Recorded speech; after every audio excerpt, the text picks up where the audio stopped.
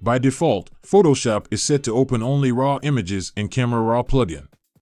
If you want your JPEG images to open automatically in Camera Raw plugin, then you have to change a few things in the default settings of Camera Raw and Photoshop. You have to click on the Edit tab, Preference, and Camera Raw. Select File Handling. In this JPEG and TIFF handling, you can see by default it's set to automatically open JPEGs with settings.